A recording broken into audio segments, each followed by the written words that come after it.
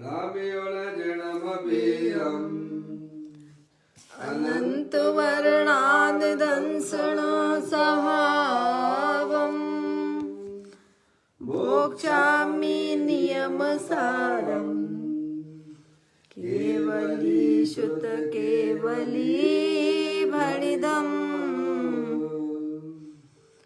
नम कर अनंत उत्कृष्ट दर्शन ज्ञानमय जिन पीर को कहो नियम सार सुकेवली श्रुत केवली पर कथित को। श्री नियम सार जी नामक यह परम आध्यात्मिक ग्रंथ स्वाध्याय हेतु में विराजमान है। आज से 2000 वर्ष पहले इस महान पवित्र ग्रंथ की रचना आचार्य श्री कुंद देव द्वारा इसी पवित्र भूमि पर की गई और इसके टीकाकार पदम परमलधारी देव मुनराज हैं। ग्रंथ का नाम नियम सार है। नियम से करने योग्य कार्य अपनी आत्मा में सम्यक दर्शन, सम्यक ज्ञान, सम्यक चारित्र रूपी निर्मल पर्याय, पवित्र पर्याय, मोक्ष मार्ग रूपी पर्याय को प्रकट करना, क्योंकि वह पर्याय स्वयं सुख स्वरूप है और अनंत सुख का कारण भी है। अनादि काल से हमारे आपके आत्मा में पर को अपना जानने वाली, पर को अपना मानने वाली, पर के साथ संबंध रखने वाली ऐसी मोराग देश रूपी अपवित्र रूप पर्याय, मलिन पर्याय प्रकट है, जो स्वयं दुख स्वरूप है और अनंत दुख का कारण भी है। ऐसी मोराग देश रूपी मलिन पर्याय का अपनी आत्मा में से उस पर्याय का अभाव करना है और सम्यक दर्शन ज्ञान चारित्र रूपी निर्मल पर्याय, पवित्र पर्याय, मोक्ष मार्ग रूपी पर्याय को प्रकट करना है। ऐसे कार्य की प्राप्ति जिनवाणी माता के माध्यम से अपने आत्मा के स्वरूप को पहचानना, अपने आत्मा के स्वरूप का परिचय करना कि अपनी जो आत्म वस्तु है वह परद्रव, प्रभाव और पर्याय से विभिन्न अखंड ज्ञान ज्योति स्वरूप है। ऐसे गायक प्रभु परमात्मा का माँ जिनवाणी माता के द्वारा परिचय करके तत्पश्चात शरीर रागादि ये सब कर्मकृत वस्तुएं हैं। इनका हमारे आत्मा के साथ में किसी भी प्रकार का कोई संबंध नहीं है। इस प्रकार सम्यक वेद ज्ञान पूर्वक शरीर रागादि का लक्ष्य छोड़ के अंदर जो अखंड ज्ञान ज्योति स्वरूप भगवान आत्मा है, ऐसे गायक प्रभु परमात्मा में अपनापन स्थापित करना, उसे ही निज रूप से जानना और उसमें ही अपनी वर्तमान पर्याय को मग्न कराना, उसे ही अरिहंत परमात्मा ने धर्म कहा है। उसकी चर्चा आचार्य भगवंतों ने, मुनिराजों ने एक एक गाथा, उसकी टीका और कलश के माध्यम से हमें अपने आत्मा के स्वरूप को यहाँ समझाया है। देखिएगा यहाँ पर श्री नियम सार जी नामक यह परम आध्यात्मिक ग्रंथ का स्वाध्याय चल रहा है, जिसका 6वां अध्याय चल रहा है। उसका नाम है निश्चय प्रत्याख्यान अधिकार। 97 नंबर की गाथा पूर्ण करने के बाद उसके बाद पदम परमलदाई देवराज ने 4 कलश लिखे हैं। उसका तीसरे नंबर का कलश यहाँ अपन स्वाध्याय में ले रहे हैं। 131वें नंबर का कलश यहाँ प्रारंभ करते हैं। उसका पाठ करते हुए अन्न द्रव्य के कारण से उत्पन्न नहीं जो, निज आत्म के आश्रय से जो पैदा होता, उस अमृतमय सुख को पी जो सुकृत छोड़े, प्रगट रूप से बेचित चिंतामणि को पावे। बड़ी सुंदर बात पदम परमलदाई देवराज यहाँ हमें समझाते हैं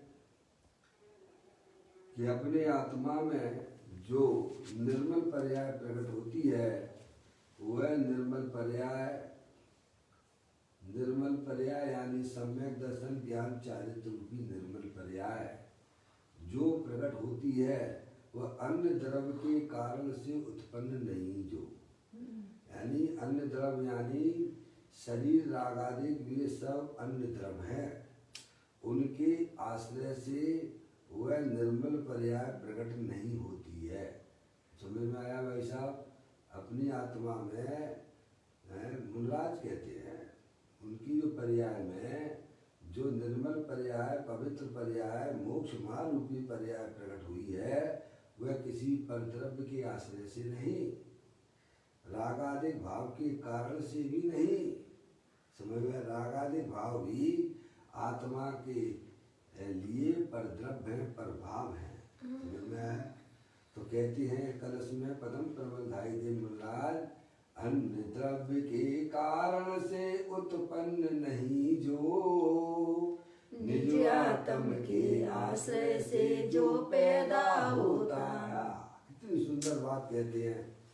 मोक्ष मार्ग रूपी पर्याय भाई साहब पर द्रव्य के आश्रय से नहीं होती है, निमित्त के आश्रय से नहीं होती है, रागादिक भावों के कारण से भी वह पैदा नहीं होती है। तो प्रभु कैसे पैदा होती है, कैसे उत्पन्न होती है? तो कहते निज आत्मा के आश्रय से जो पैदा होता। क्या? अपना क्या है? प्रभु परमात्मा जो कि तीनों काल निर्मलानंद स्वरूप है। समझ में आया? जब वह पर्याय अपने गायक प्रभु परमात्मा का आश्रय लेती है तब उसमें से पवित्र पवित्र पर्यायों की उत्पत्ति होती है। समझ में आया? जब तक आत्मा की पर्याय में पवित्र रूपी पर्याय की उत्पत्ति नहीं होगी तब तक इस आत्मा के जन्म मरण का सिलसिला टूट नहीं सकता है। समझ में आया भाई साहब?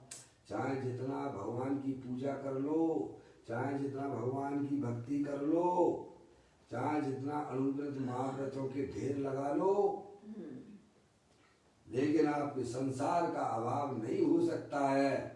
तो प्रभु कैसे होगा? तो कहते अपना जो प्रभु आनंद भगवान आत्मा निर्मलानंद स्वरूप है उस गायक प्रभु परमात्मा का जो जीव आश्रय लेता है तो उसकी पर्याय में निर्मल पर्याय की उत्पत्ति हो जाती है। बस समझ लेना चाहिए उसी समय से उस आत्मा का संसार चक्र खत्म हो गया। क्या भाई साहब? इसमें किसी प्रकार की कोई शंका करने की जरूरत नहीं है और न किसी भगवान से पूछने की जरूरत है, क्योंकि उन्हीं ने ही ये मार्ग हमको बताया। समझ में आ गई भाई साहब आपको? हाँ मौसी, है मौसी, इतनी बात हमें समझ में आना चाहिए। अगर हमें जन्म मरण का अभाव करना हो तो अपने गायक प्रभु परमात्मा को पहचान कर उसका आश्रय पर्याय को लेना ही पड़ेगा। इतनी बात अगर आपको समझ में नहीं आती है, कितने भी परद्रव्यों के पीछे भाग जाओ, कितने भी संदेश शिखर की यात्रा करो, कितना भी शास्त्र पढ़ लो, सब कुछ तुमने किया है, ऐसा नहीं कि नहीं किया है, लेकिन आत्मा में निर्मल पर्याय की उत्पत्ति नहीं हुई तो ये आत्मा बस ऐसे ही जन्म मरण करता चला रहा है। समझ में आया भाई साहब? और करता रहेगा। इसीलिए भाई साहब अपने पुरुषार्थ को जागृत कीजिएगा, अपने भगवान आत्मा को पहचानने की कोशिश कीजिएगा। सुखी होने का मार्ग तो प्रभु ने यही बताया है। देखो कलश में लिख रहे हैं परम प्रबंधाय, क्लियर लिखा हुआ, 2 2 4 जैसी बातें हैं। आपको समझ में नहीं आती है तो समझने का प्रयत्न कीजिएगा। अन्य द्रव्य के कारण से उत्पन्न नहीं जो, निज आत्मा के आश्रय से जो पैदा होता। क्या कहते हैं? 2 लाइनें हैं, मैं तो आगे की 2 लाइनें भी पढ़ता हूँ, समझ में आएगा? हाँ, निर्मल पर्याय की उत्पत्ति अपने गायक प्रभु परमात्मा, जो कि तीनों काल निर्मलानंद स्वरूप है। सही बात है। जो पर्याय अपने त्रिकालिक ध्रुव भगवान आत्मा का आश्रय लेती है, उसमें पवित्र पवित्र पर्यायों की उत्पत्ति होती है। मोक्ष मार्ग की रूपी पर्याय की उत्पत्ति होती है, पर द्रव्य के कारण से नहीं होती है। स्वद्रव्य के आश्रय स्पष्ट लिखा हुआ है। देखो भगवान के आश्रय से सम्यक दर्शन ज्ञान चारित्र की पर्याय नहीं होती है। भाई साहब, कितने भी भगवान के सामने बैठे रहिए आप, अरिहंत परमात्मा की बात कर रहा हूं मैं, साक्षात समोसरण में भी बैठे हो, प्रभु को निहार रहे हो, तो भी तुम्हारे आत्मा का कल्याण नहीं हो सकता है। पवित्र पर्याय की उत्पत्ति तो अपने स्वद्रव्य के आश्रय से होती है, पर के कारण से नहीं होती है, पर के आश्रय से नहीं होती है। रागादिक परिणाति भी शुभ राग, अशुभ राग की तो बात क्या कहना, शुभ राग के कारण से भी आत्मा में निर्मल पर्याय की उत्पत्ति नहीं होती। देखो यहाँ लिखा हुआ है, इसीलिए शुभ भाव ये है, और अपना त्रिकालिक ध्रुव भगवान आत्मा उपाधि है।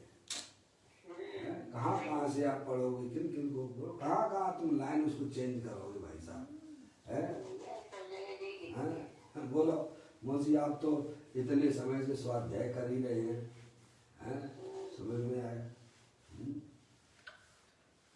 ये तो आपको, आपने इतना जीवन मनुष्य पर्याय का जी लिया है, तो भाई साहब आपने कितनी बातें आपके अनुभव में आ चुकी होंगी। सही बात। पढ़ने के बाद शास्त्र का स्वाध्याय, अरे मिलना पहले भाई साहब, ये चीजें मिलना ही दुर्लभ है। हमने तो, आपने कैसा में, मैंने तो भाई साहब 33 साल तो निकाल दिए इसमें, मौसी आपने उससे ज्यादा निकाल दिए, मम्मी आपने भी उससे ज्यादा। मम्मी आ गई क्या?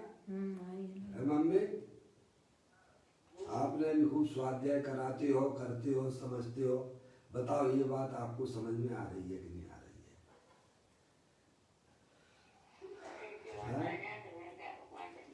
नहीं, भले ही विकल्पात्मक स्थिति में तो ख्याल में आती है ना मौसी, है नहीं? कि यही जिन्हें ये परमात्मा ने कहा है कि जब तक आपकी आत्मा में ऐसा सम्यक दर्शन ज्ञान चारित्र रूपी निर्मल पर्याय की उत्पत्ति नहीं होगी, ये लोग द्वारा कोई सी हो रहा है, समझ में आया? तब तक आपके जन्म मरण का अभाव नहीं हो सकता है मौसी। बस एकांत निमित्तों के पीछे भागते रहना, ये तुम्हारा कोई धर्म नहीं है, और ना ही उनके आश्रय से, निमित्तों के आश्रय से आपकी पर्याय में निर्मल पर्याय की उत्पत्ति होगी। एक बार आप अपने आत्मा को समझ लो, मेरा भगवान आत्मा तीनों काल शरीर रागादिक से भिन्न है। अरे विकल्प आत्मक ज्ञान में भी अगर आपको नहीं, पहले उसमें तो बैठा लो है भाई साहब। इस मार्ग पे चलने से ही मैं उस अपने लक्ष्य पे पहुंचूंगा, दूसरा कोई मार्ग नहीं है। क्या मम्मी, ये बात परम सत्य है कि नहीं है? क्या समझ में आया? बस अब किसी की तरफ मत देखो भाई, ऐसा समझ के सारी निमित्तों की तरफ से आंखें बंद कर लीजिएगा। अपनी पांचों इंद्रियों और मन को जो है विश्राम कर दीजिएगा। एक अखंड ज्ञान ज्योति स्वरूप भगवान आत्मा जो कि तीनों काल विद्यमान वस्तु है, उस पे जब उसके बस उसी पे अपना एक बस ज्ञान को केंद्रित कीजिएगा, तो उसमें से निर्मल पर्यायों की उत्पत्ति हो जाती है। सम्यक दर्शन ज्ञान चारित्र रूपी निर्मल पर्याय की उत्पत्ति होती है। पापा पप्पू भैया ऐसी बात है भाई। पदम प्रमल धाई देव, आप पदम प्रमल धाई देव मुल्लाज कहती है कि मेरी आत्मा में जो निर्मल पर्याय की उत्पत्ति हुई है, समय दर्शन ज्ञान चारित्र की उत्पत्ति हुई है, वो किसी पर द्रव्य के कारण से नहीं हुई है और ना ही आश्रम के कारण से हुई है। आश्रम भी आत्मा के लिए पर द्रव्य ही है ना, स्पष्ट लिखा हुआ है। अन्य द्रव्य के कारण से उत्पन्न नहीं जो, निज आत्म के आश्रय से जो पैदा होता, तो पैदा होता है ना, ऐसा बच्चा पैदा होता है ना, क्या? और पिता ना हो तो बच्चा पैदा हो सकता है क्या? बताओ जगत में कहीं ऐसा होता हो? पिता तो है पर बच्चा पैदा हो गया है, ऐसा बिल्कुल भी नहीं होता है भाई। अगर अपना त्रिकाले ध्रुव भगवान आत्मा निर्मलानंद ना हो तो पर्याय में भाई साहब निर्मल पर्याय सम्य दर्शन ज्ञान चारित्र की पर्याय उत्पन्न नहीं होती है। उन पर्यायों का कारण कौन है भाई साहब? जो बच्चा पैदा हुआ है उसका कारण कौन? अरे उसका पिता है ना भाई साहब, कोई दूसरा होगा क्या? यही तो मुनिराज कहती है कि मेरी आत्मा में जो सम्य दर्शन ज्ञान चारित्र रूपी जो निर्मल पर्याय पैदा हुई है वो किसी दूसरे के कारण से नहीं हुई है। मेरा पिता तो ये बेटा है निर्मलानंद प्रभु भगवान आत्मा, समय में उसके आश्रय से पैदा होती है। इसका मतलब ये हो गया है कि पंच परमेष्टि आत्मा के आश्रय से उत्पन्न होती हैं। सही बात है। क्या पंच परमेष्टि के जनक भी पिता अपना पंच परमेष्टि का जनक कौन? अपना आत्मा। परम पिता परमात्मा आत्मा है। अगर आत्मा ना होता तो पंच परमेष्टि रूपी पर्याय भी ना होती है। अरिहंत सिद्धाचार पाठक साधु है परमेष्टिपन, यह आत्मा की अवस्थाएं आत्मा ही है शरण। क्या भाई? इस पर्याय को शरण कौन है?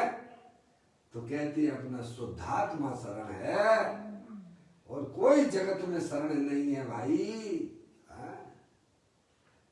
शुद्धात्मा को पहचानिए। आपको अपने को पहचानने की बात की जा रही है। अगर आपको अपनी वर्तमान पर्याय में सुखी होना हो तो भाई साहब अपने आत्मा को पहचानिए, और पहचानना ही नहीं है उसका आश्रय भी वह पर्याय लेगी।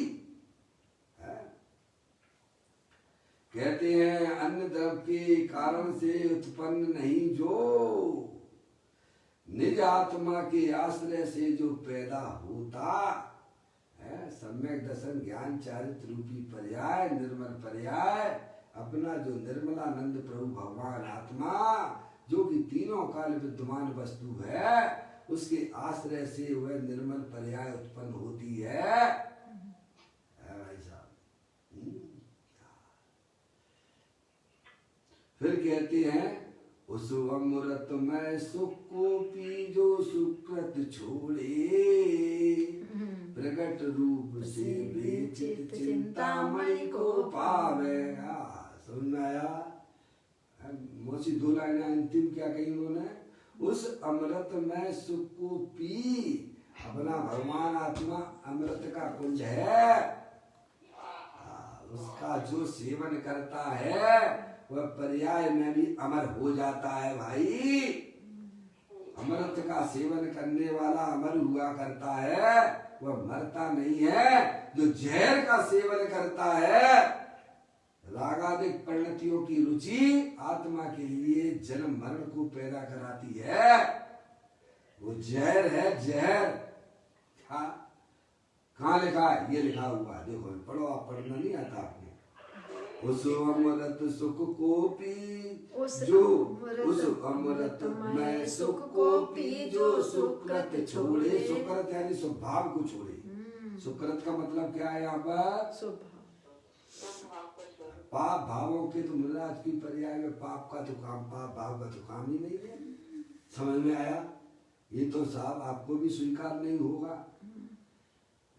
मुनराज है, मुनराज की पर्याय में पाप भाव की उम्मीद रखते हो क्या? पप्पू भैया, मम्मी सोचो पापा, मुनराज है, 28 मूल गुण का पालन कर रहा है भाई साहब। तो वह क्या अपने पर्याय में पाप का परिणाम उसकी पर्याय में होगा क्या? नहीं। पाप जो है असुकृत है और पुण्य का परिणाम सुकृत यहाँ कहा जा रहा है। जो छोड़ने की बात की जा रही है, किसको? पुण्य को भी छोड़ने वह स्वभाव को छोड़कर अमृत में कुंड भगवान आत्मा तीनों काल विराजमान है, तू उसका सेवन कर तो तू पर्याय में भी अमर हो जाएगा। क्या? उस अमृत में सुख को पीजो सुकृत छोड़े। सब भावों को भी वह भाई साहब छोड़ देते हैं। और हम तो पाप भाव को ही नहीं छोड़ पा रहे। गजब हो गया।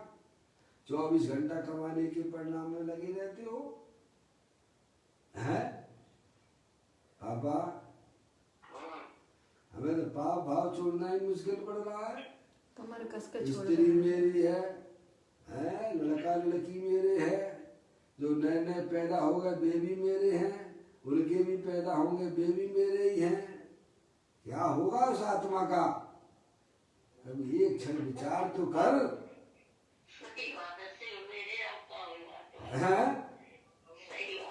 यहाँ भगवान कहते हैं कि तेरा शरीर ही तेरा नहीं है।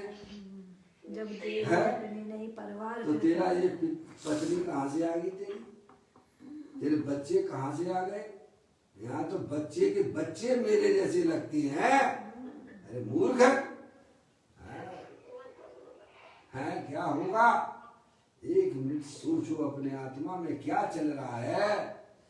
ज्ञानी जीव 28 मूल गुण के परिणामों को भी भाई साहब छोड़ने के लिए बैठे हुए हैं, छोड़ देते हैं। तभी कार्य होगा, नहीं तो होगा ही नहीं कार्य। समझ में आया भाई साहब? आप सोचो 24 घंटा हमारे परिणामों में क्या चल रहा है। अरे आत्मा के खातिर ज्ञानी सबको छोड़ देते हैं, क्योंकि इतनी सुंदर वस्तु उन्हें पर्याय में प्राप्त हुई है। अपना चेतनेश्वर भगवान आत्मा, जैसे कोई लड़की होती है ना, किसी लड़के से प्रेम कर लेती है।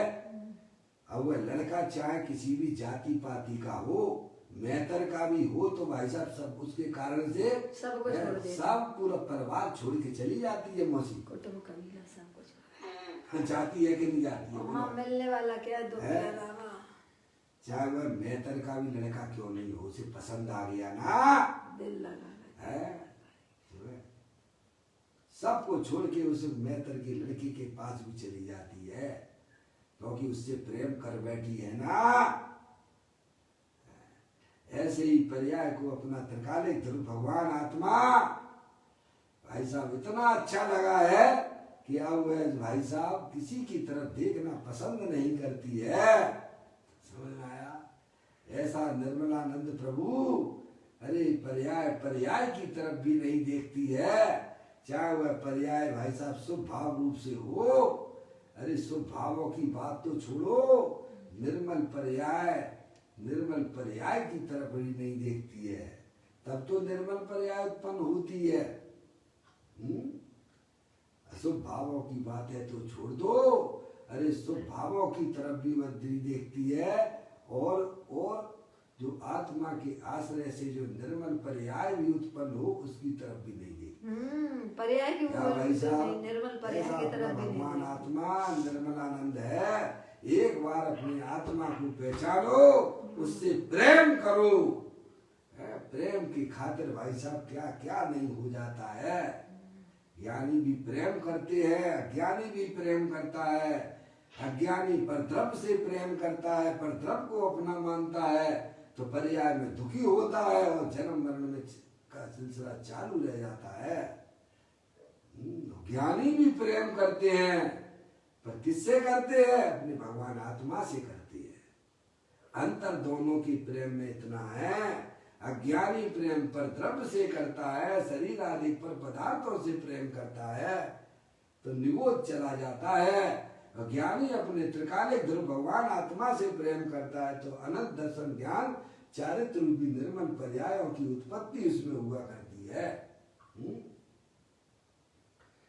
कहती हैं उस अमूर्त में जो निरपेक्ष पर्याय अपने त्रिकालिक ध्रुव भगवान आत्मा के आश्रय से उत्पन्न हुई है, तो कहते उस अमृत में सुख को पीजो सुकृत छोड़े, सो भावों को भी छोड़ देते हैं। देखो आपको यही बात जो है परम परिमल धाई देव मनराज कह रहे हैं, वही मैं आपको कलश के माध्यम से आचार्य अमृतचंद देव के माध्यम से भी बताता हूँ। 14वें नंबर का कलश है, बहुत बोलता हूँ मैं। खारेपन से भरी हुई जो नमक डली है, ज्ञान भाव से भरा हुआ क्यों निज आत्म है। अंतर बाहर प्रकट तेजमय सहज अनाकुल, वह अखंड चिन्ह में चिदगन हमें प्राप्त हो। क्या आचार्य अमृतचंद देव भी कहते हैं कि भाई साहब मुझे ये स्वभाव भी नहीं चाहिए।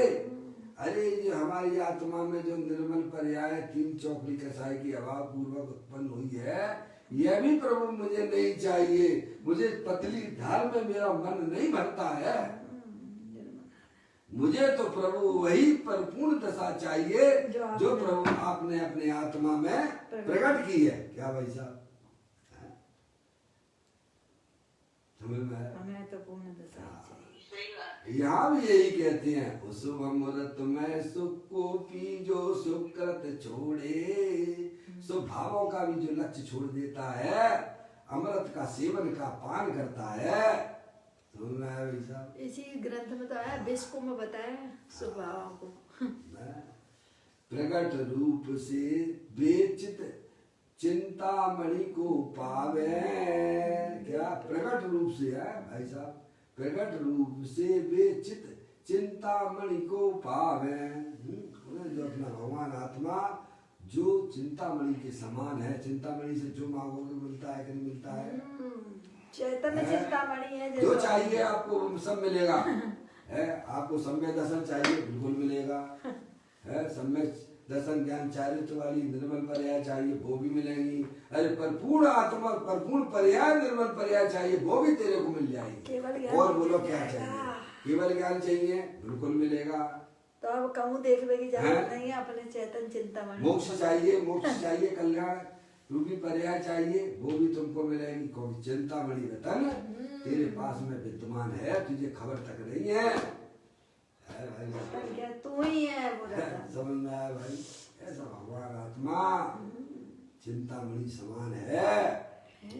अब देखिएगा, अपन इसका श्लोकार्थ पढ़ते हैं, फिर पूज्य गुरुदेव श्री के माध्यम से भी अपन इसको सुनेंगे। लोगों को तकलीफ होती है ना, स्वभाव ये है। या तो अब यहाँ पदम प्रमदाई मुद्राज से बातें क्यों नहीं करते हो भाई?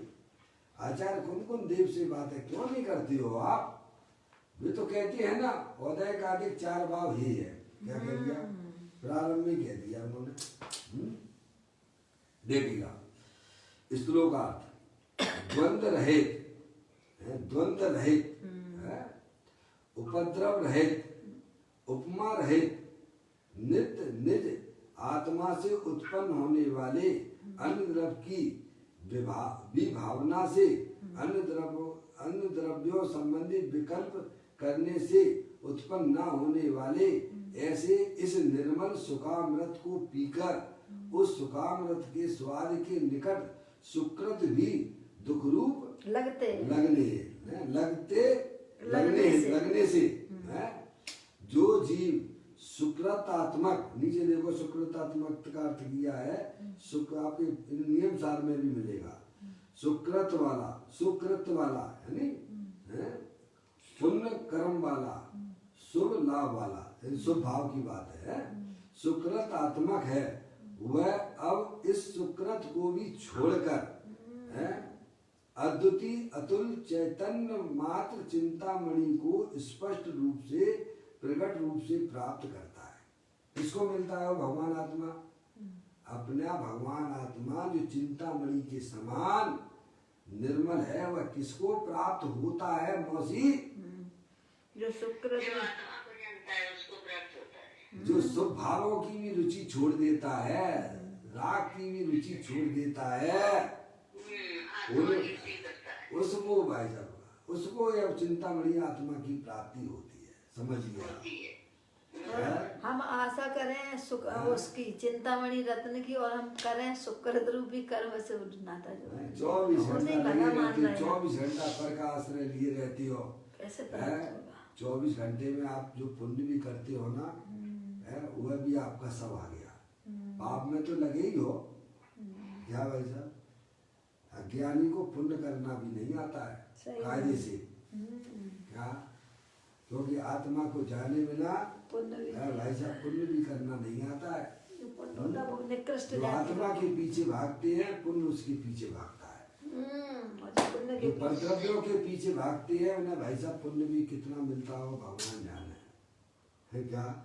भगवान तो कह रहे हैं कि भाई साहब तुम्हें अगर पुण्य भी चाहिए तो तुम्हें अपने आत्मा के पीछे भागना बस। क्या तुम हमारे पीछे भागोगे तो कुछ भी नहीं मिलने वाला, संकलेश परिणाम की उत्पत्ति होगी। कितने लोग समझे शिखर जी ऊपर चढ़ते हैं, कैसे कैसे परिणाम होते होंगे मुझसे आप बताओ। आप तो बहुत चढ़ी हो आप पहले तुम्हारी यही विवेक नहीं है कि दिन में चढ़ने के रात में चढ़ने। कितने जीवों की प्रार्थना करता हुआ वह क्षेत्र में ऊपर पार्श्वनाथ की टोक में जाता है, और कैसे कैसे उसके साथ में बाजू में चल रहे हैं शराबी कबाबी समझ गया भाई साहब? कपड़ा धुले हुए भी नहीं पहनते हैं, ऐसे लोग रहते हैं ना टोली वाले।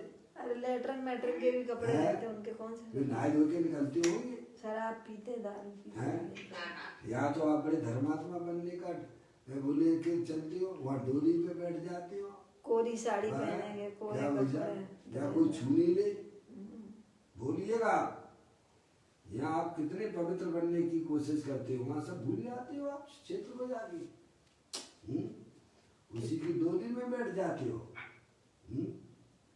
कितने जीवों सब दारू पी के चढ़ते हैं, क्या करते हैं तुम्हारे पैसे का वो? अरे भैया अगर तुम पे नहीं बनता है तो नीचे से ही भगवान को कर लो भाई साहब, प्रभु मेरी ये पवित्र पहाड़ है, मैं तो इस पर नहीं चढ़ सकता हूँ। ऐसे थे ना, कौन थे? नीचे से ही नमस्कार कर लिया, प्रभु मैं इतना पवित्र नहीं हूँ जो प्रभु इस पहाड़ पे चढ़ सकूँ। समझ में आया? कहते हैं अगर चिंतामणि रतन की प्राप्ति करना है तो सब तरफ से अपने उपयोग को भाई साहब समेट लीजिएगा, और अपने गायक प्रभु परमात्मा की तरफ लगाओगे तो आपको आपका चिंतामणि भगवान आत्मा पर्याय में प्रकट रूप से प्राप्त हो जाएगा। स्वानुभूति में देख ले आत्मा स्वयं भगवान है। तो नमा समय साराए स्वानुभूति जगत से चित स्वभावाय भावाय सर्वभावांतर है।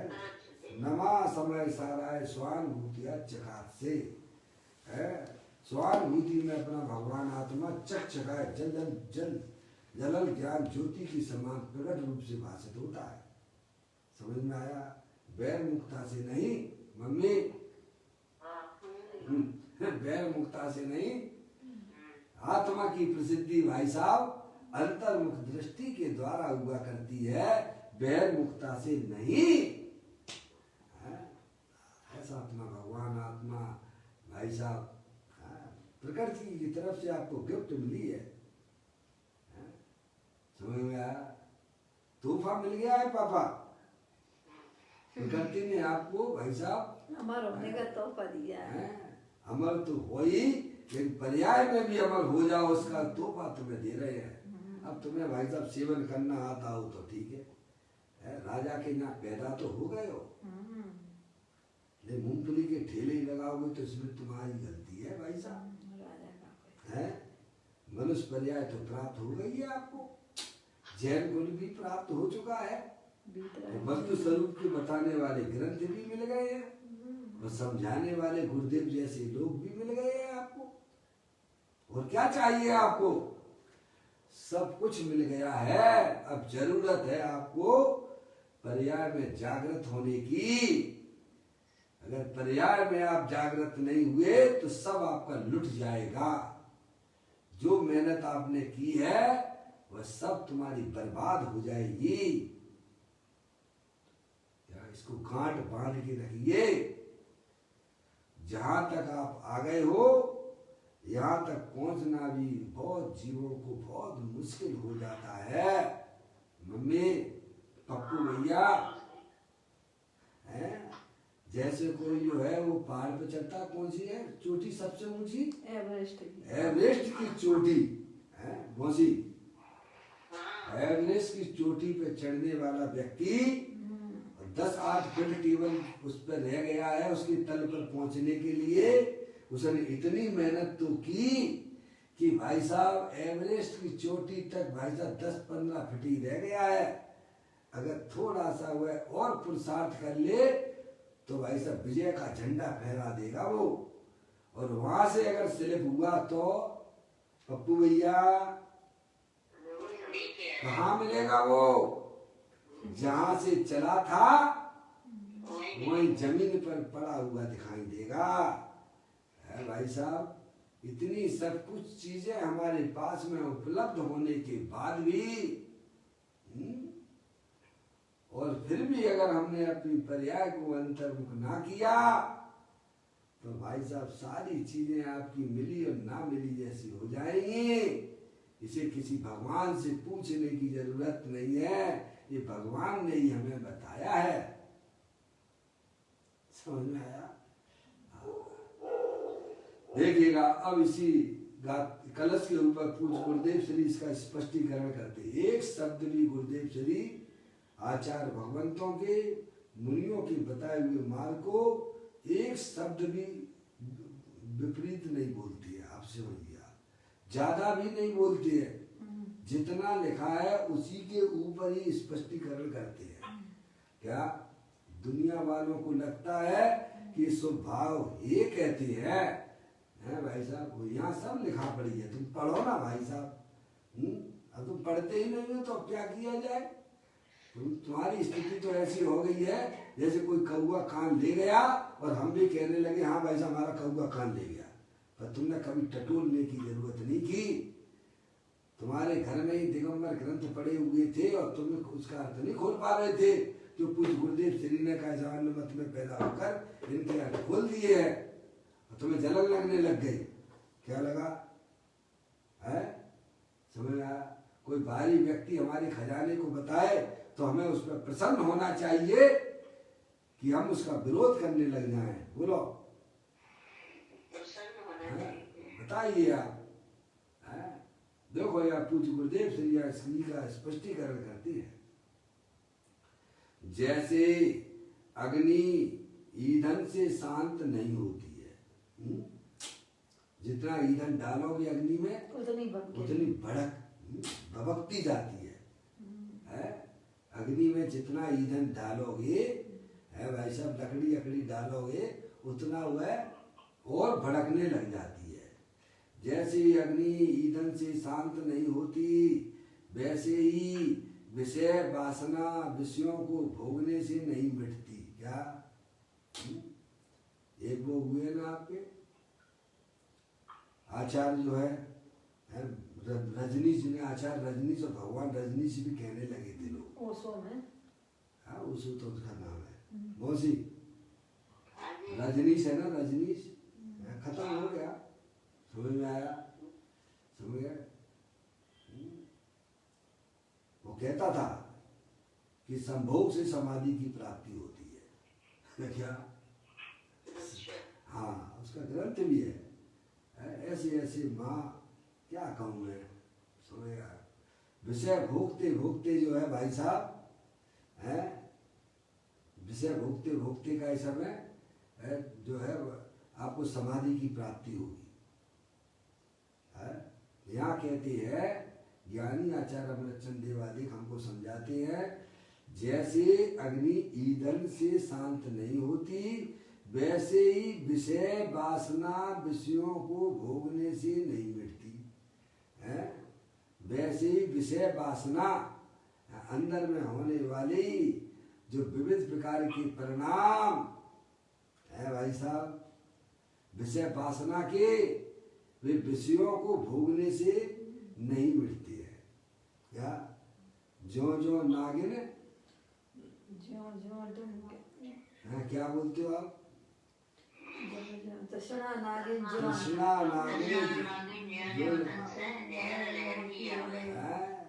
तृष्णा रूपी जो नागिन है भाई साहब, है जहर अपन जो है इच्छाएं करके स्पर्श इंद्रिय के विषयों से भाई साहब हमको सुख मिल जाएगा, बढ़िया बढ़िया व्यंजन कर लो तो हम सुखी हो जाएंगे, हैं? त्यों त्यों अंदर में और भड़कती जाती है। जैसे अग्नि ईंधन डालने से अग्नि अग्नि ईंधन डालने से शांत नहीं होती है, वैसे अंदर में जो विषय रूपी जो इच्छाएं अंदर में उत्पन्न होती हैं वो विषयों को भोगने से दूर नहीं होती है, बल्कि और भड़क जाती है। क्या हो जाती है? अपने चैतन्य के आश्रय से समझ। सोचिए, आप उसे तर्क से, लॉजिक से, न्याय से विचार तो कर सकते हो, आपसे ही तो उम्मीद करते हैं, है? बाकी 5 द्रव्यों से तो क्या उम्मीद की जाए मोसी,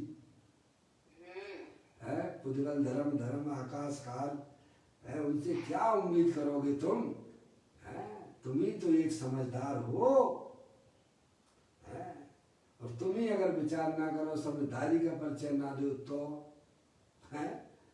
तो पंडित टोडरमल जी साहब की भाषा में यही कहा जा सकता है, उसके आगे जैसे दरिद्री को चिंतामणि रतन के दर्शन कराए और वह ना करे तो उसके अभाग की महिमा हमसे नहीं कही जाती है भाई। ऐसे ही ज्ञानी कहते हैं, अंदर में विषय भोगने की जो इच्छाएं पंच इंद्रिय के विषयों की तरफ जाने से शांत नहीं होती हैं, बल्कि और भड़क जाती हैं। क्या है? तृष्णा नागिन जो जो डंके लहर जहर की आवे। अब तो इस बात को समझने जैसा है भाई। जैसे अग्नि ईंधन से शांत नहीं होती, वैसे ही विषय वासना विषयों को भोगने से नहीं मिटती। सही बात है भाई साहब। तो कैसे मिटेगी प्रभु? वर्तमान पर्याय में सम्यक वेद ज्ञान की उत्पत्ति करो, चैतन्य के आश्रय से वस्तु स्वरूप का यथार्थ ज्ञान करो तो विषय वासनाएं शांत हो जाएंगी। हैं? अब वो हमें करना नहीं करने तो पड़े रहो, हो जाओगे, कीड़े मकोड़े हो जाओगे। हैं? देखो छोटी छोटी इल्लियां पैदा हो जाती हैं भाई साहब, आपके अमरूद में देखिएगा, आपके टमाटर में देख लीजिएगा, मटर में देख लीजिएगा, वहीं जाके पैदा हो जाओगे। और क्या होगा? टमाटर नहीं करना तो मत कीजिएगा, पर तुम्हें रहना पड़ेगा, आत्मा बन के ध्यान रखिएगा। जड़ नहीं है? तुम आत्मा हो और आत्मा ही रहोगे। अगर समझदारी की बात करोगे, समझदारी का काम करोगे तो भाई साहब वर्तमान में भी तुम्हारा आत्मा आनंदित हो जाएगा और अनंत काल के लिए भाई साहब संसार से छुट्टी प्राप्त कर लोगे। आप बार बार पैदा हो, हैं? फिर भाई साहब पढ़ाई लिखाई करो, वो भी संगी पंचेंद्रिय पर्याय की बात कर रहा हूँ मनुष्य की, है भाई साहब। फिर इंजीनियरिंग पढ़ो, फिर डॉक्टरी पढ़ो, क्या मूर्ख हो है? यानी कहते हैं कि भाई अंदर में होने वाली जो विषय वासनाएं हैं वो विषयों के पंच इंद्रिय के विषयों का लक्ष्य करके उनकी तरफ भागने से पर्याय में शांति नहीं मिलती है। तो प्रभु कैसे मिलेगी? है भाई साहब, वस्तु स्वरूप का यथार्थ ज्ञान करने से पर्याय में विषय वासनाएं शांत हो जाती है। क्या हो जाती है? वेद विज्ञान जगो जिनकी घट शीतल चित भयो जिम चंदन केली करे शिव मार्ग में जगमाई जिनेश्वर के लघुनंदन। वह विषय वासना की परिणाम कैसे शांत होते हैं कि कहते हैं विषयों की तरफ भागने से शांत नहीं होते हैं, सम्यक वेद ज्ञान की ज्योति जलाने से शांत हो जाते हैं। फिर क्या है? इसीलिए तो ये बात आपकी उसमें भी लिखी, पाठ में भी लिखी है। धन कन कंचन राज सुख सबई सुलभ कर जाए। दुर्लभ आगे क्या लिखा है भाई साहब? दुर्लभ है संसार में, दुर्लभ है संसार में एक यथार्थ ये ज्ञान। यथार्थ ज्ञान। ये कभी तुमने जिंदगी में नहीं किया है। वो यही कर अनंत सकता काल हो गया है, आत्मा को यह समझ में नहीं आता है कि भाई साहब ये शरीर तेरा नहीं है, ये रागादिक परिणति भी तेरी नहीं है, ये रागादिक परिणाम भी क्षण भंगुर तत्व है, हर समय नए नए पैदा होती है, उत्पन्न विध्वंसी है। तू तो अजर अमर तत्व भगवान आत्मा है। इतनी बात उसको समझ में नहीं आई। अनंत काल हो गया भाई साहब। है धन कन कंचन राज सुख सबई सुलभ कर जाए। दुर्लभ है संसार में एक यथार्थ ज्ञान। वस्तु स्वरूप का यथार्थ ज्ञान जिस ज्ञान की पर्याय में हो जाता है वह आत्मा भाई साहब वर्तमान में तो आनंदमय हो ही जाता है, लेकिन भाई साहब उसने इतनी बढ़िया नींव रखी है कि अब जो है उसकी पर्याय में निरंतर निर्मल पर्यायों की ही उत्पत्ति होगी। अजब भैया। कहते हैं जैसे अग्नि ईंधन से शांत नहीं होती, वैसे ही विषय वासना अंदर में होने वाली विविध प्रकार की इच्छाएं विषयों को भोगने से नहीं मिटती है भाई साहब। मिटने की बात तो दूर शांत किंतु चैतन्य के आनंद का भोग होने पर वह स्वयं ही टल जाती हैं। ये कितना सरल उपाय है। मुझे अपने चैतन्य स्वरूपी भगवान आत्मा का सेवन करने से स्वयं भी टल जाती हैं। जैसे सूरज का उदय होने पर अंधकार स्वयं भी भाग जाता है कि भगाने के लिए कुछ और करना पड़ता है। आपको अपने कमरे का अंधकार भगाना है तो उसका उपाय क्या? नोटों की गड्डियां इकट्ठा करके उसमें रख दो। पापा पापा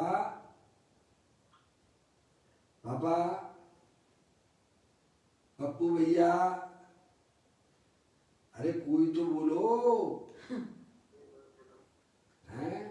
आपके कमरे का अंधकार दूर भगाना है तो नोटों की गड्डियां इकट्ठी करके रख दो, खूब सोना भर के रख दो, तो क्या हुआ भाई साहब अंधकार दूर हो जाएगा क्या? नहीं।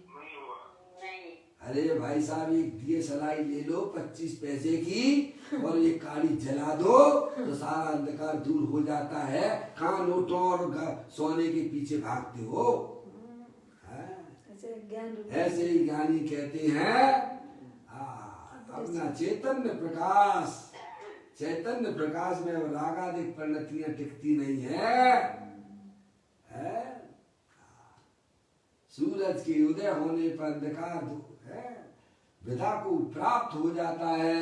ऐसे ही जिनकी पर्याय में चैतन्य स्वरूपी भगवान आत्मा लक्षित हो जाता है भाई साहब, उनकी पर्याय में होने वाले विषय वासना के परिणाम दूर भाग जाते हैं। अरे रावण ने अपने आप को भाई साहब राम का रूप भी धारण किया तो उसके पर्याय में क्या सीता के प्रति विषय वासना का परिणाम रहा क्या? नहीं रहा। अरे बोलो है? नहीं रहा। कैसे भाग गया कपूर की तरफ? अरे वह कोई राम नहीं था उस समय, मेरा केवल मात्र रूप ही धारण तो किया था ना राम का। तब विषय वासना के परिणाम भाई साहब दूर भाग जाते हैं और तुम तो जीते जागते चैतन्य राम हो, हैं? अपने आप को स्वीकार करोगे, है भाई साहब, है? तो बोलो वो वासना के परिणाम कैसे टिक सकते हैं वो, है? विषय वासनाओं के पीछे भागने पर वे परिणाम और दिनों दिन बढ़ते चले जाते हैं और वे उसको मेटने के लिए भाई साहब, बढ़ते हो जाते हैं, घटते नहीं है और उल्टे बढ़ जाते हैं। हम तो 24 घंटा सोचा करते भाई साहब क्या बना लें आज आह, मौसी, हैं? कहाँ चले? हैं? सोचो विचारो, सही बात है। ज्ञानी हमें किधर ले जाना चाहते हैं, हमारी दौड़ किधर हो रही है। 24 घंटा भाई साहब पर का लक्ष्य करके परिणामों में कचरा इकट्ठा कर रहे हो, अपने परिणामों को गंदा कर रहे हो। कहते हैं जैसे अग्नि ईंधन से शांत नहीं होती, वैसे ही विषय वासना इन विषयों की इच्छा, विषय वासना विषयों को भोगने से नहीं मिटती, किंतु चैतन्य के आनंद का भोग होने पर वह स्वयं ही टल जाती है। क्या कहे, कितनी जड़ी बूटी आपके पास बढ़िया है? मौसीजा में आपको क्या करना पड़ेगा? कुछ भी नहीं करना। बोलो क्या करना पड़ेगा जीव को? है कि मात्र प्रतीति करना है, स्वीकृति मात्र करना बताइए आप, द्रव्य भी आपके पास में पापा है कि नहीं है बताओ? है। पापा आवाज नहीं आ रही पापा? अब बस इतना ही बोल दो, बाकी तो मुझे बोलना है। द्रव्य है कि नहीं है आपके पास में? है। पर्याय है कि नहीं है? है। कैसा द्रव्य है आपके पास में? आत्मा कैसा है? अनंत गुणों से संपन्न है। सिद्ध भगवान जैसा है कि सिद्ध भगवान से थोड़ा बहुत कम है? शुद्ध भगवान से ऐसा ही नहीं, हमें बराबर बराबर नहीं सुनना। हमें तो ये सुनना है कि सिद्ध भगवान जैसा द्रव्य है कि कम है, थोड़ा कम है, उसमें कुछ कमी है। नहीं सिद्ध समान है? बोलो सिद्ध जैसा ही है ना? है? सिद्ध में और तेज में सिद्ध कोई समान अंतर नहीं है। और पर्याय है कि नहीं है? क्योंकि पर्याय के बिना द्रव्य होता ही नहीं है। पर्याय के बिना कोई भी द्रव्य नहीं होता है। क्या भाई साहब, आप अपने ज्ञान की कसौटी पे कस के तो देखो ना, क्या पर्याय के बिना कोई द्रव्य होता है क्या? क्या द्रव्य बिना पर्याय के होता है क्या? नहीं नहीं नहीं। आपके पास में द्रव्य भी है, सिद्ध भगवान जैसा है, और पर्याय भी है, पर वो पर्याय कर क्या रही है? पर का लक्ष्य कर रही है, सुधारी हो रही है। नो भाई, वह सब जवाब देना पड़ेगा। समझ में आया? कहते नहीं अज्ञानी लोग हैं, भगवान के घर में जाके सब जवाब देना पड़ेगा। सजन रे झूठ मत बोलो, खुदा के पास जाना है, न हाथी है न घोड़ा है, वहां तो पैदल जाना है। अपने आत्मा को जवाब देना पड़ेगा तुम्हें, भगवान को नहीं देना है। तो समझ में आया? हाँ, और स्वयं उसका फल भोगना है। आत्मा स्वयं भगवान है भाई। कहते हैं कि जैसे अग्नि ईंधन से शांत नहीं होती, वैसे ही विषय वासना विषयों को भोगने से नहीं मिटती, किंतु चैतन्य के आनंद का भोग होने पर वह स्वयं ही टल जाती है। दुर्घटना हो रही थी भाई साहब, निरंतर पर्याय में ऐसी दुर्घटनाएं हो रही हैं, पता नहीं पड़ रही हैं। विषयांत में पता नहीं पड़ता, घंटों ऐसे निकल जाता है भाई साहब। देखो कितनी शरीर जो आपका जितना भी है सर, किसी का 50 साल हो गए, किसी के 60 साल हो गए, किसी के 70 साल हो गए, ऐसा लगता ही नहीं है कि भाई साहब इतना समय निकाल ऐसे ही अनादि ऐसे ही निकाल दी है। सही बात है, पता ही समझ में आया भाई नहीं साहब? कैसे निकल गया। कहते हैं चैतन्य के आनंद का भोग होने पर, इसका भोग करो ना भाई साहब। आपके पास क्या कमी है? चेतने से भगवान आत्मा हो, आनंद की खान हो, उसका भोग करो ना। क्या जड़ भोगों के पीछे भागते हो? ज्ञानी कहते तुम उसका भोग कर ही नहीं सकते हो। जड़ पदार्थों का तुम भोग कर नहीं सकते हो, क्योंकि तुम्हारे बीच में एक अत्यंता भाव की दीवार खड़ी हुई है। क्या? पर द्रव्य के बीच में एक अत्यंता भाव की दीवार खड़ी हुई है, वहां तुम्हारा जाना है भाई साहब पॉसिबल ही नहीं है। और ना तुम उन पर द्रव्य का भोग कर सकते नहीं हो। मैंने एक बार आपको बताया था, गांधीनगर से एक बस जा रही थी मुक्तागिरी के लिए। लोग जो है बीच में जो संतरे वाले की संतरा बेचने वाला ठेला दिखाई दिया, हमारे बस के सब लोग उतर गए उसमें से। मौसी गर्मी के दिन थे और संतरा लेने के लिए सब दौड़ लगा रहे थे, बस में से सब उतर गए। तो मैंने कि यार भाई साहब मैं भी कोई जो है बैठे बैठे संतरा का भोग कर सकता हूँ कि नहीं कर सकता हूँ? नहीं कर सकते, पर उस संतरे का नहीं, उस संतरे का तो वो भी नहीं कर पाएंगे। ये तो कल्पना में दौड़ लगा रहे हैं, कल्पना में दौड़ लगा रहे हैं। ज्ञान रूपी संतरा जो अपना भगवान आत्मा है भाई साहब, वो शीतलता प्रदान करता है। उसका आश्रय समझना, वही बैठे बैठे भाई साहब ज्ञानानंद प्रभु भगवान आत्मा। भाई साहब अब बताइए आप हैं, ज्ञानी उसका भोग करते हैं? एक बार हमारे जो है बहनोई ने, हमने भगवान के मोक्ष कल्याण की बधाई दी पापा बिरसा वाले को, मोक्ष कल्याण भगवान के निर्माण महोत्सव की बधाई दी। आज से 2 साल पहले की बात है। तो वो बोलता है कि मुमुक्षुओं का मोक्ष तो जो है ना लड्डू खाते खाते होता है। क्या बोला वो? मोक्ष लेकिन तुमने बिल्कुल सत्य कहा। तुम्हें कैसे मालूम है कि लड्डू खाते ही खाते होता है? तुम बिल्कुल ठीक कह रहे हो, और तुम्हारा मोक्ष भी लड्डू खाते ही खाते होगा। समझ में आया? और वो कौन सा लड्डू? वो जड़ लड्डू की बात नहीं है, वो चेतन लड्डू की बात है। समझ में आया? वो दिएगा। जितने भी मोक्षु हैं, जितने भी हुए हैं मोक्ष में गए हैं, वो चेतन रूपी लड्डू को खा के ही गए हैं। तुम्हें भी अपनी पर्याय में अगर मुक्ति चाहिए तो चेतन रूपी लड्डू का ही भोजन करना पड़ेगा। उसके बिना समझ में आया भाई साहब? होगी नहीं, उसके बिना मुक्ति होगी नहीं। तुम्हें पता नहीं है, तुम जानते हो कि भाई साहब पर द्रव्यों के भोग से भाई साहब हमारा मोक्ष हो जाएगा। ये तुम बहुत बड़ी भूल में हो, क्योंकि आत्मा पर द्रव्य का भोग कर ही नहीं सकता है। ऐसी उसकी वज्र की दीवार अत्यंत भाव स्वद्रव्य द्रव्य के बीच में है। कल्पना तो कुछ भी करते रहो, आप स्वतंत्र हो। संसार में भ्रमण करने के लिए भी स्वतंत्र हो, तो मोक्ष में जाने के लिए भी तुम स्वतंत्र हो भाई। कहते हैं चैतन्य सुख के, चैतन्य के आनंद का भोग होने पर वह स्वयं ही टल जाती है। क्या टल जाती है? अंदर में जो विषय वासनाएं पर द्रव्य को भाई साहब भोगने की हुआ करती है।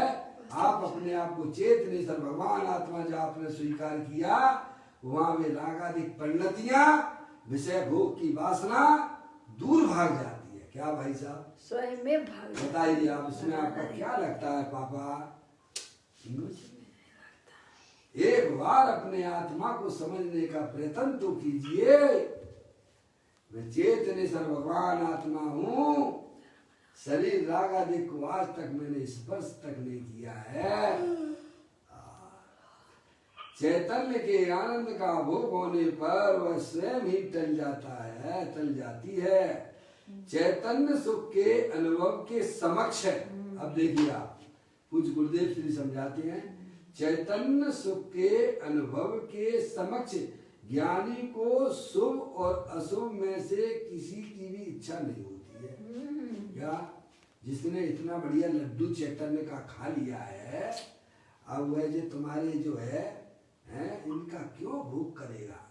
क्या उसको इच्छा होगी? आपको बढ़िया सा एक बंगला दे दिया गया है रहने के लिए, क्या वह टूटे फूटे घर को याद करोगे क्या? है मौसी, आपको बढ़िया महल दे दिया गया है दिल्ली में रहने के लिए, जो किसी के पास में भी नहीं है। विश्व में किसी के पास में नहीं है। तो आप क्या भाई साहब दूसरे के जो पुराना छोड़ चुकी हो उसको याद करोगे क्या? अरे उसको याद करने से पर्याय में तकलीफ हो जाती है? ऐसे ही जिसने चैतन्य सुख का अनुभव किया है, आनंद का भोगी जो हो गया है, वह क्या परिलक्षी परिणामों को याद करेगा क्या? है? कहते हैं चैतन्य सुख के अनुभव के समक्ष ज्ञानी को शुभ और अशुभ में से किसी की भी इच्छा नहीं है। समझ गया? चाय गई, चिंता गई, मनुआ बेपरवाह, जिन्हें कछु ना चाहिए बेसहान के साथ। है यहाँ तो लोगों की चाय नहीं छूट रही है। अजय भैया ऐसे ऐसे लोग हैं, मैं देखता हूँ खूब तत्व की बातें करेंगे। कोई कोई ऐसे है, सभी नहीं है। समझ गया? और मुंह में जो है कायदे में मुंह चलाते रहेंगे, कुछ ना कुछ ऐसा दबा लेंगे जैसे किसी को आदत नहीं पड़ जाती तंबाकू खाने की, सिगरेट पीने की आदत नहीं पड़ जाती है। ऐसे लोगों को चाय पीने की आदत पड़ गई, अब छूटती ही नहीं। अरे जिसे चाय नहीं छूट रही है तो अंदर की चाय कैसे छूटेगी? तो चाय को छूटने की बात कर रहे हैं। कितना कमजोर हो गया है वह पर्याय में आत्मा, है? समझ में आया? यहाँ तो ज्ञानी कहते हैं कि शुभ भावों की भी चाय उसकी नहीं रहती है, तेरे पाप के परिणाम भी नहीं छूट रहे हैं क्या? कहते हैं चैतन्य सुख के अनुभव के समक्ष ज्ञानी को शुभ और अशुभ में से किसी की भी इच्छा नहीं रहती है। चाय गई, चिंता गई, मनुआ बेपरवाह। भाई साहब ने क्या है, प्रभु परमात्मा के आश्रय से ज्ञानियों की पर्याय में शुभ अशुभ पर्याय भाई साहब पिता को प्राप्त हो जाती है। अब उन्हें विषयों की इच्छा अंदर में होती नहीं है। इच्छा रूपी नागिन तो मर गई क्या? अब उसको जो है दूध पीने को नहीं मिलता है तो क्या हो जाएगा? ऐसे ही जो है विषय के जो पीछे भागते हैं उनके अंदर में विषय रूपी इच्छाएं और बढ़ती चली जाती हैं। ज्ञानियों ने सम्यक वेद ज्ञान के द्वारा उस इच्छा रूपी नागिन को ही खत्म कर दिया। क्या कर दिया? अब जैसे जो है सर्प की दांतों में जहर हुआ करता है और उसको दांत ही उसने निकाल दिए हैं, तो सर्प कितना भी डंक मारे तो कोई व्यक्ति मरता नहीं है।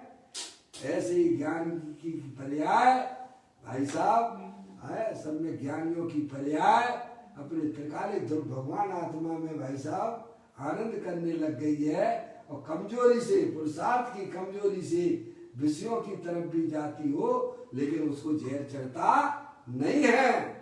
समझ में आया भाई साहब? ऐसा कोई स्वरूप है भाई। चैतन्य सुख के अनुभव के समक्ष ज्ञानी को शुभ और अशुभ में से किसी की भी इच्छा नहीं है। चैतन्य सुख में लीन होकर पर से विरक्त होना, क्या करना? पर से विरक्त होने का ये है भाई साहब। निरंतर 24 घंटा पर द्रव हमारे ज्ञान में झूलते रहती है। क्या करते हैं? समझ में आया? पर भावों की रुचि के कारण से पर द्रव तेरे ज्ञान में झूला करते हैं, तेरा उपयोग बारी बार घूमा करता है। तो आत्मा की रुचि जा तेरे को जागृत हो जाएगी भाई साहब, सबकी कट हो जाता हूँ। कट तो था ही पहले से है। तो कहते हैं चैतन्य सुख में लीन होकर पर से विरक्त होना। कैसे विरक्त होना? आत्मा के ज्ञान श्रद्धान के बिना कोई भी जीव पर द्रव से विरक्त हो नहीं सकता है। कहते हैं चैतन्य सुख में लीन होकर पर से विरक्त होना यह एक ही निर्भयता का स्थान है। क्या? ऐसा भगवान आत्मा है अपना, किसी प्रकार का कोई भव नहीं। क्योंकि भव रहित भगवान आत्मा को जिसने ज्ञान और श्रद्धा और आचरण में कर लिया है, अब वो जीव को भाई साहब मरण का भय नहीं, 7 भय तो उसके दूध कपूर की तरह भाग जाते हैं। बोलो भागते हैं कि नहीं भागते समय दृष्टि जी को है? 7 भय रहित होता है कि नहीं होता है? सम्यक दर्शन होने पर होता है कि सम्यक दर्शन के पहले हो जाता है? पहले ही हो जाता है, यह भी समझने की बात है। पहले ही क्या होता है तो उसी को सम्यक दर्शन होता है। वो जी जो पहले से ही का समय तैयारी करे बैठा हुआ है, वही जीव वो पहले पूर्व चर जो व्यवहार होता है वही उत्तर चर हो जाता है। समझ में आया? क्या आगे बात समझ में? पहले द्रवलिंग होता है कि भावलिंग होता है? पहले द्रवलिंग होता है कि भावनग्न होता है? भाव से नग्न होता है तब द्रव्य। पहले द्रवलिंग होता है कि भावनग्न होता है? पहले भाव नग्न। अरे दोबारा बोल रहा हूँ, पहले द्रवलिंग होता है कि पहले भाव से नग्न होता है? भाव से नग्न होता है। मौसी दोबारा से। निर्वाणी में तो पहले द्रवलिंग होता है।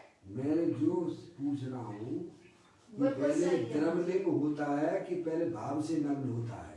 भाव से नग्न होता है। होता तो भाव से ही नग्न है। फिर अब क्या कहना है? हैं? पहले वो भाव से नग्न और फिर वो द्रव से नग्न और फिर होता है भावलिंग। तीनों में अंतर है। पहले वो भाव पहले हो भाव से नग्न, फिर हो द्रव से नग्न और फिर होता है भावलिंग। तो भाव से नग्न का मतलब ये है मौसी कि एक परमाणु मात्र भी मेरा नहीं है, मेरा तो एक चेतनेश्वर भगवान आत्मा है। मैं एक शुद्ध सदा रूपी ज्ञान द्रगुण यथार्थ से, कुछ अन्य वो मेरा नहीं, परमाणु मात्र नहीं है। पहले वैसा भाव से नग्न हो जाइए। मेरा तो एक चेतनेश्वर भगवान आत्मा है, पर द्रव का एक परमाणु भी मेरा नहीं और उस परमाणु के प्रति राग होने वाला परिणाम भी मेरा नहीं। ऐसे पहले भाव से नग्न होते हैं, फिर धीरे धीरे प्रतिमाओं का स्वरूप आता है और फिर वह जीव भाई साहब आगे बढ़ते हुए मुनि दीक्षा लेता है और फिर ध्यान में बैठता है और फिर उसको होता है 7वां गुण स्थान, उसको कहते हैं भावलिंग। भाव से नग्न और भावलिंग में जमीन आसमान का अंतर है। अच्छा ठीक है ना मौसी? ठीक है वही समझ। ऐसा है भाई है? हाँ भावलिंग से पहले द्रवलिंग होता है, ये बात ठीक है। क्या हाँ ये बात सही है। भाव से भावलिंग भावलिंग 3 चौकड़ी कसाय के अभाव पूर्वक भीतराग दशा, उसको बोलते हैं भावलिंग। और द्रव नग्न यानी निर्वस्त अवस्था।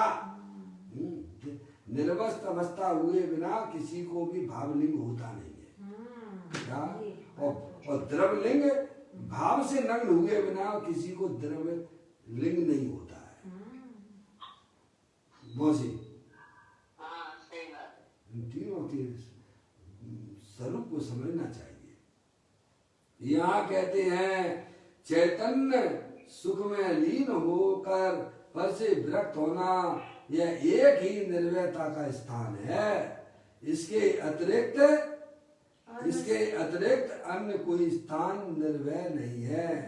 सब जगह भाई साहब इस प्रकार से सुंदर चर्चा अभी आपने पूज्य गुरुदेव श्री के माध्यम से 131वें नंबर के कलश को मुराज को सुना। पूज्य गुरुदेव श्री उसका स्पष्टीकरण यहाँ कर रहे हैं, क्योंकि समय हो गया है। कल इसको पूरा करते हुए अगले कलश की तरफ चलेंगे।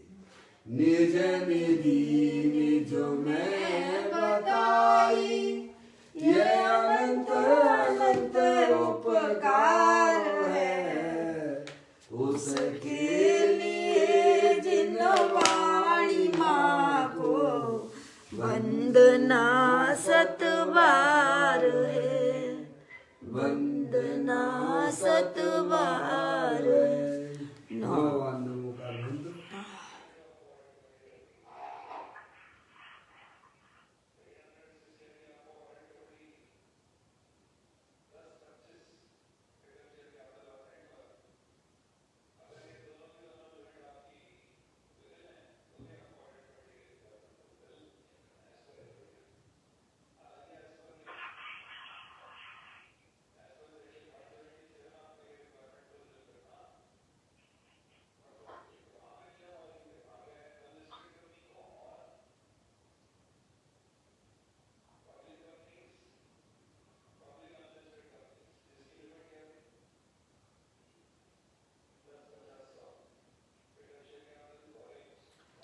बोलो द्वादशांग जन्माणी माता की जय।